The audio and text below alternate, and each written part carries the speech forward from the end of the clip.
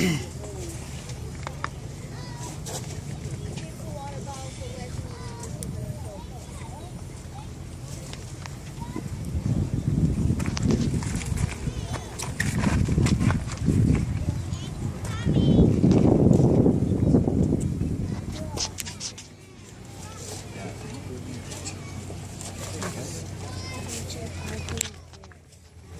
got these. So these are okay.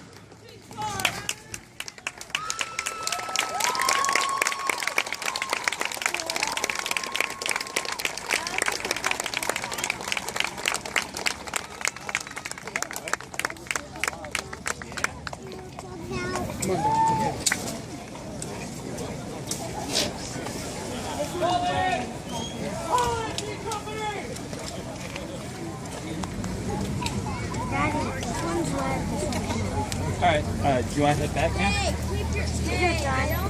I think it might almost be done. Wow, that is so good. Somebody's got a drone. Let's see what they have to say. I saw that.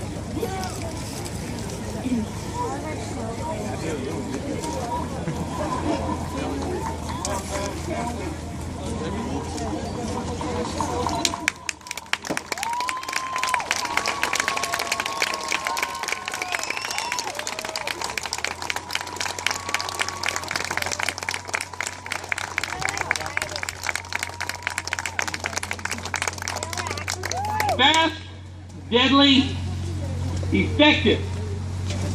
Tactics like that worked. That's why our men came home.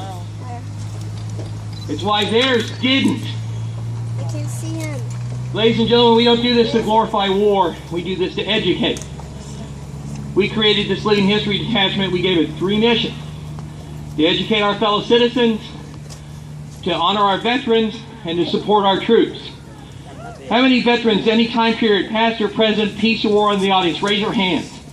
Those are your heroes. How about giving them a round of applause?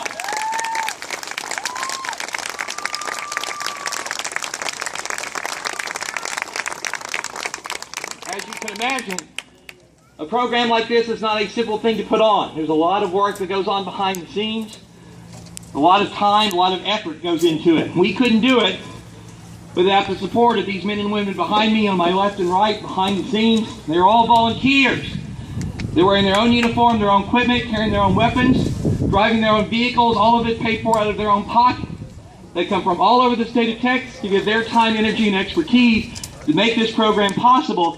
This is the 4th show they've done on a long, humid wet and muddy holiday weekend, how about giving these veterans a round of applause?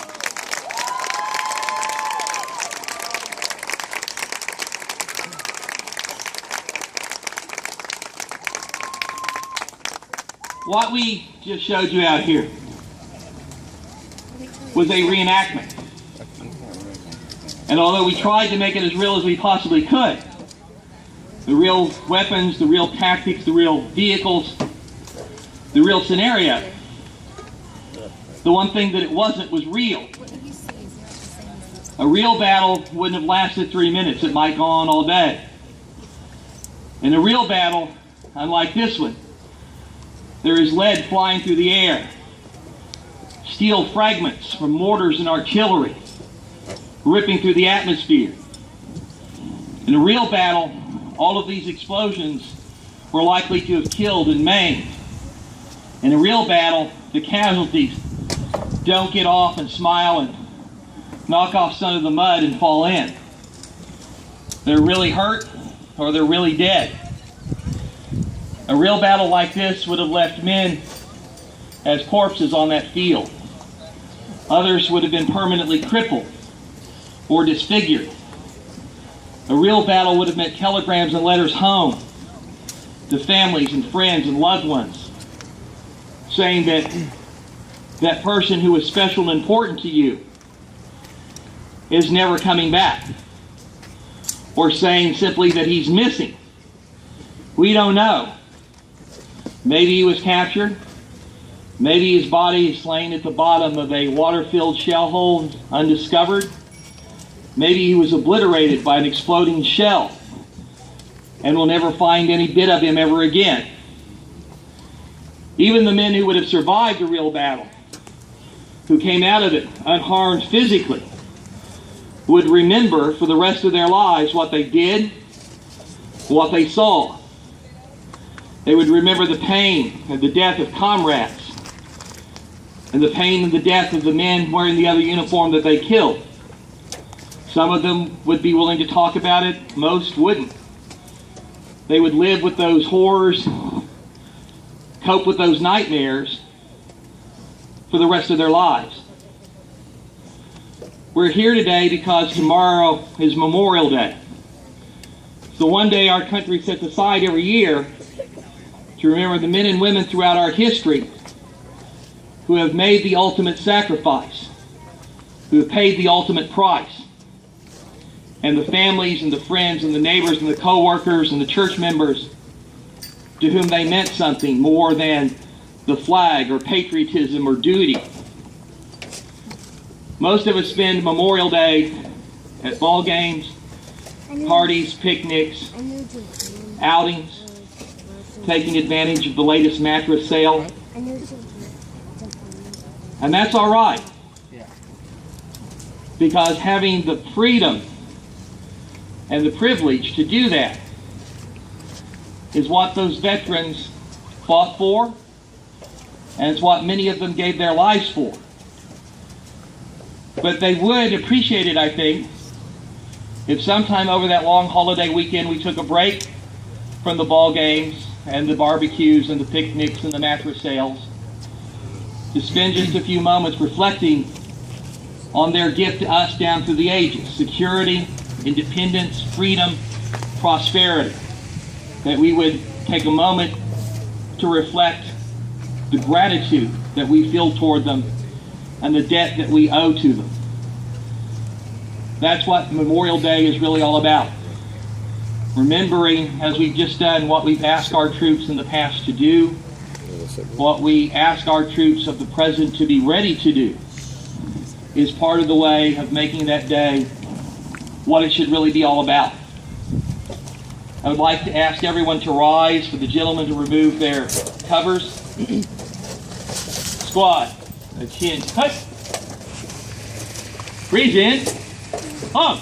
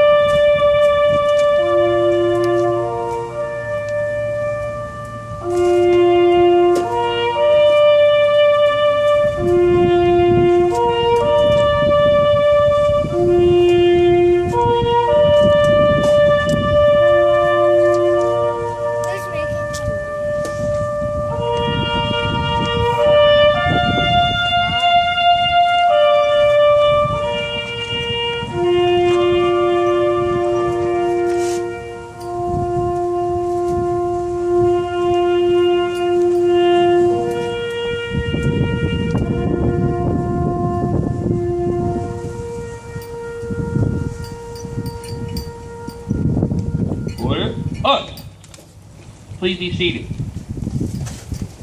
Ladies and gentlemen, we're very grateful that you came out here this afternoon to give us part of your Memorial Day holiday, to help us remember what that holiday is really all about.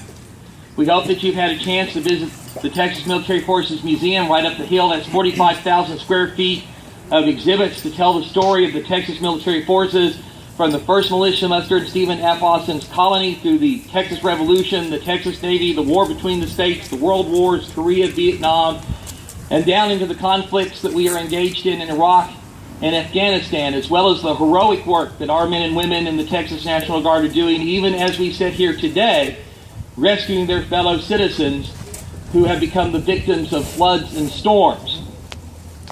We're very proud that the Texas Military Forces Museum, which is open Tuesday through Sunday from 10 to 4, is free of admission. And we're very proud that we're able to put on this program without charging anybody to come see it. And that is not because it takes no money to put on this program or it takes no money to run that museum. It's because we don't believe that any American should have to drop one penny to find out what our veterans have done for us and what our troops are doing for us today. However, that doesn't mean that we can't use some support. And there are several ways that you can help us. First off, tell your friends, co-workers, family, church members about the museum. Tell them about our program. Tell them to come visit us. We'd love to have them come see what we do. Secondly, over there by that blue tent, which is our souvenir stand, we have a comment box. We'd like to know what you think about the program. You like what you saw here today and you want to tell us that, that's great. We've made an error or you have a suggestion on how we could do this better, we absolutely want to hear that, but we need your input. Believe it or not, from time to time, someone in the larger community will lodge a complaint about a program like this. They'll say this is not something your museum should do, this is not something the Adjutant General's Department should support, because these are not the kinds of things young people should be exposed to. Whether you agree or disagree with those sentiments, that comment box is your chance to put your 2 cents in.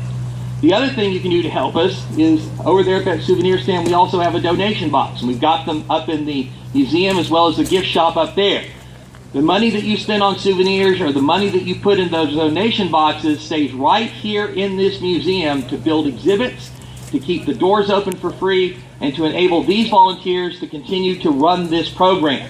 It's your support, moral and financial, that enable these men and women to continue to educate our fellow citizens, support our troops, and honor our heroes. So we appreciate you guys being here. In just a second, we're going to drop these crowd lines. We're going to invite you onto the battlefield. However, we do have some rules. First off, you may not have noticed, it's very muddy out here. There are shell holes, there's barbed wire, there are trenches, there are electrical cables for our pyrotechnics running all over the place. It's very dangerous, it's very slippery. So when you come out here, please watch where you are going, and please walk and walk slowly. We ask that you don't get into the shell holes, you don't get into the trenches, and you don't go into the pillboxes. We have pyrotechnics and ammunition there. Those are not safe places for you to be. Also understand, if you go out here, you will get dirty. Okay? The other thing is that it's okay for the kids to pick up the expended shell casings that are on the ground. However, remember that even blanks are potentially dangerous. Not every round laying out here has been expended. Some were duds. So be careful when you pick things up. If you're not certain if it's safe to pick up, talk to one of the living historians out here. And before you leave, show one of these soldiers what you have picked up. Let them inspect it and make sure that it is safe. We don't mind you taking home a souvenir of your trip back to 1944. We just prefer that you take home a safe souvenir of your trip back to 1944. So again, thank you for coming. Remember, if you like your freedom, thank a vet. Remember someone who gave their life for our country, and shake the hand of someone wearing the uniform today. Thanks for coming. Happy Memorial Day. Mama's waiting for us.